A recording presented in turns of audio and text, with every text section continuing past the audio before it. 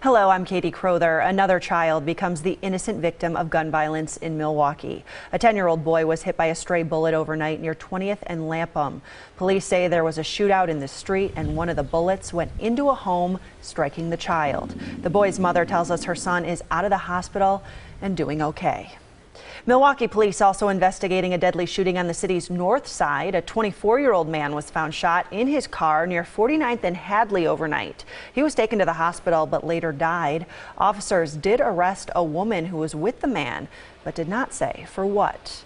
New information about a fender bender involving a Milwaukee police squad car. It happened yesterday as hundreds of motorcycle riders traveled through downtown together. Authorities say the group was driving erratically and the officer pulled in front of the bikes to slow them down. One of the men on a motorcycle hit the squad and fell off his bike. When he got up, he began screaming at the officer and was eventually given a ticket. Decision 2016 coverage now. Governor Walker is in South Carolina today making several campaign stops. He's been on the road since the GOP debate Thursday night. The governor will be back in Wisconsin this week, though. He plans to sign the Bucks Arena financing deal on Wednesday at the Wisconsin State Fair. The next Republican debate is September 16th, while the first Democratic debate is not until October. And Wisconsin will host at least two presidential debates. Republicans are planning one here in November. Democrats will host one in February or March. Wisconsin's presidential primary is set for April 5th, 2016. The USA Triathlon Age Group National Championships wrapped up today. More than 6,000 athletes filled the lakefront this weekend for the event. On Friday, we told you about Paula Larson, a 70-year-old Delafield woman who is a world champion triathlete and Ironman competitor. While today, she won gold in her age group here in Milwaukee.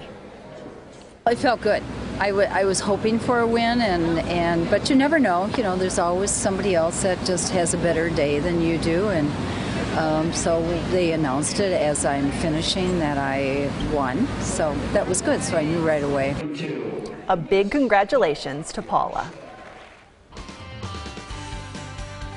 Hello again, everybody. I'm Storm Team 4 meteorologist Scott Steele in the Weather Center. Well, hope you've enjoyed your weekend. Weather-wise, it's kind of cooperated. I mean, kind of been a mundane weekend. A lot of clouds, a tiny little bit of precipitation, but certainly no washout, that's for sure. And in your weather headlines, well, we've gotten more muggy, and no question about it, as the dew points have climbed into the mid and upper 60s. Fog will be forming again as we go through the overnight hours into early Monday morning, leading to what should be a rather mixed Monday, with many dry hours early and then I think some scattered rain and storms in the afternoon. Well, going into the record books on the state, 75 and 64 the high and low, that high coming mid-afternoon. The averages are closer to 80 and 64, so we're a little bit below where we should be. And the records nowhere near that. 97 degrees sizzling back in 1934 and 49 degrees back in a great year, 1964 degrees, chilly day. High temperatures across our neighborhood. Some folks actually reached 80 degrees like you find folks in Fondy. Also off to the west in Watertown, you had an 80-degree reading, 82 degrees in Whitewater, one of the warmest spots, 81 in Lake Geneva.